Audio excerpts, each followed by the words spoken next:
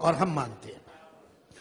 बाकी बचा ये कि आपको सर्टेन पॉलिटिशियंस या बहुत सारे पॉलिटिशियन या सारे पॉलिटिशियन बुरे लगते हैं, या ये सिस्टम नहीं पसंद है पार्लियामेंट का, जिसमें 2 हाउसेस हैं, एक जुडिशरी का, इलेक्शंस का, असेंबलीज का, आपको ये सिस्टम नहीं अच्छा लगता।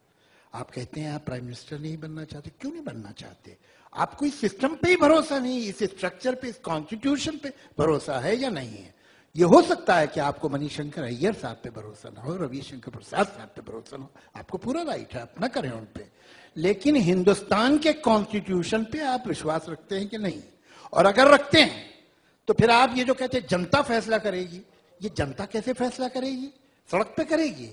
तो फिर ये पार्लियामेंट रिडंडेंट है, इसे बंद करवा देना चाहिए, इसमें कुछ सिनेमा हॉल वगैरह खुलवा देते हैं।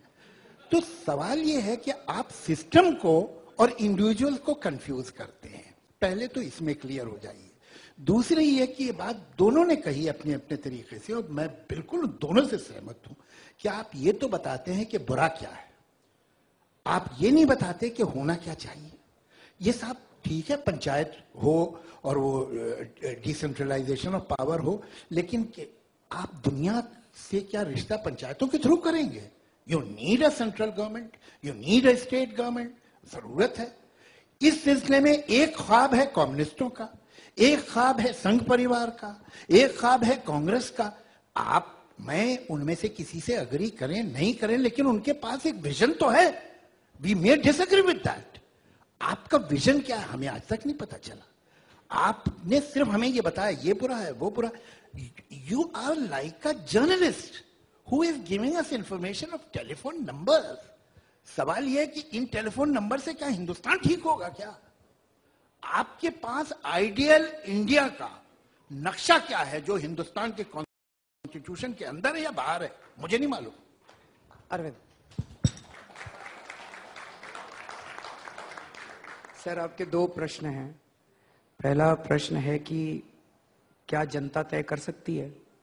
बिल्कुल कर सकती है। दुनिया भर में, सर मैं अब let me just complete.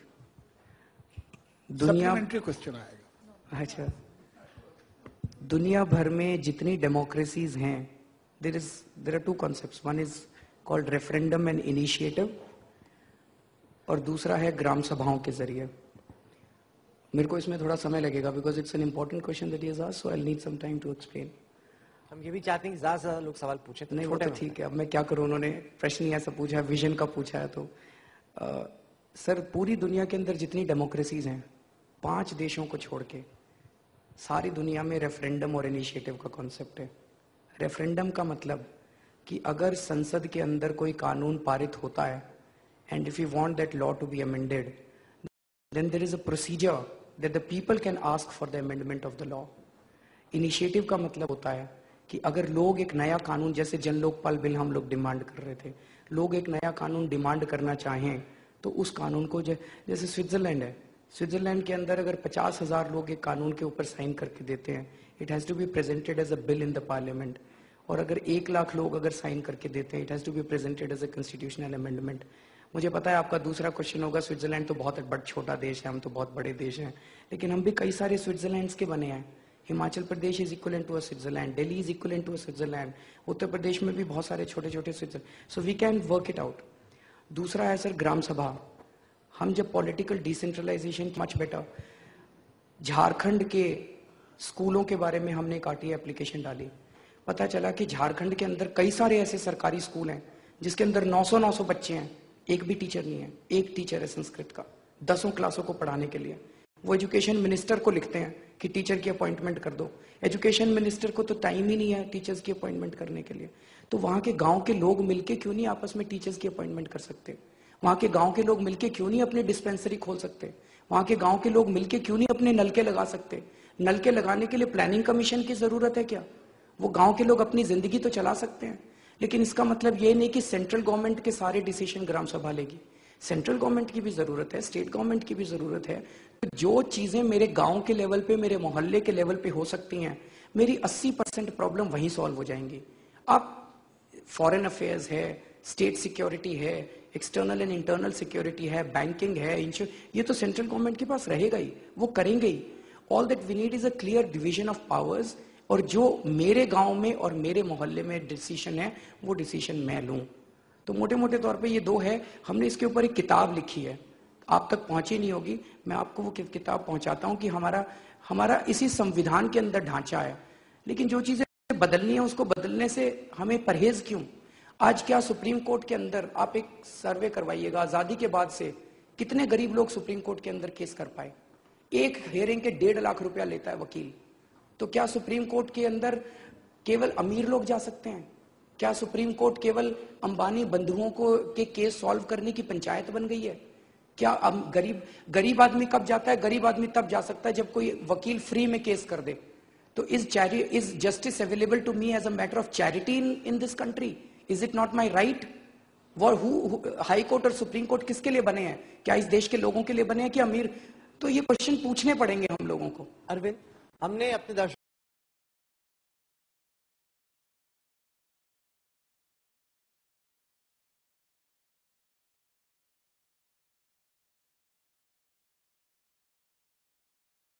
Unique experiment करने के लिए इकट्ठे हुए हैं। आज की कार्रवाई टोटल 5 हिस्सों में बांटेंगे।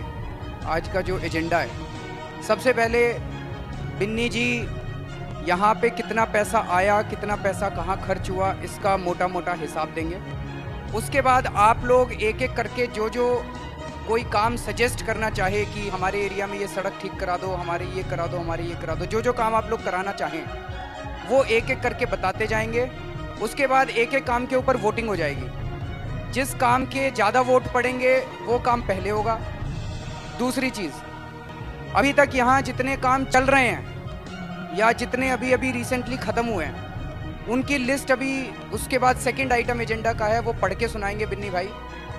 आप लोग अगर उसके आसपास रहते हैं और आपने देखा कि गली तो बन रही है लेकिन बहुत गंदी बन रही है, तो आप यहाँ पे अपनी ऑब्जेक्शन दर्ज कराएंगे। तो वो काम की पेमेंट तब तक नहीं होगी जब तक अगली मोहल्ला सभा में आप वापस आके ये नहीं कह दो कि काम संतुष्ट हो गया, अब इसकी पेमेंट करा। तीसरा आइटम है कि window pension, old age pension, handicap pension, ये तीनों पेंशन हम लोगों ने देखा है कि नॉर्मली क्या होता है, काउंसलर और एमएलए अपने घर में ऐसे लोगों को दे देते हैं जो कि गरीब नहीं है।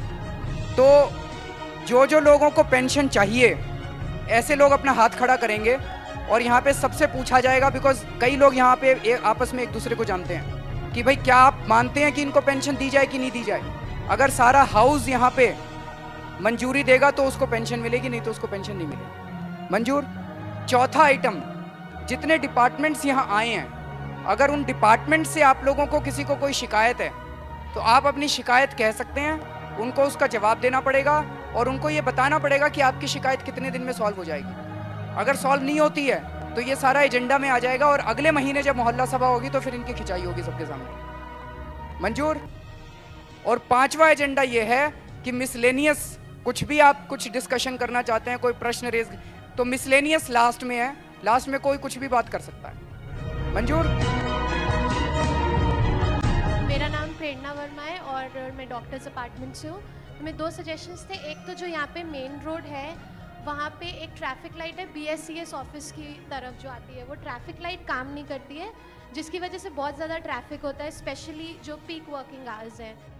और दूसरा, मुझे बाकी पार्क्स का नहीं पता, बट जो ये पीछे पार्क है वहाँ पे रात के टाइम पे लाइक 7:30 8 o'clock के बाद से कुछ सस्पिशियस एक्टिविटीज़ होती है, ईव टीजिंग के बहुत केसेस होते हैं, तो वहाँ पे प्रोबेबली जो लाइट्स हैं थोड़ी और लाइट्स लगाई जाए। उसमें मैं बता दूं, वो 10 पोल हमने लगवाए थे पिछले दिनों, वो मेरे ख्याल से कुछ दिन किसी फॉल्ट की वजह से बंद रहते हैं। वैसे तो हम कोशिश करते हैं कि वो जलते रहें। मेरा नाम राकेश है और मैं खिचड़ीपुर 5 ब्लॉक से आया हूँ। राजेश 5 ब्लॉक। अभी आपने हमारी गलियों का रिनोवेशन कराया था।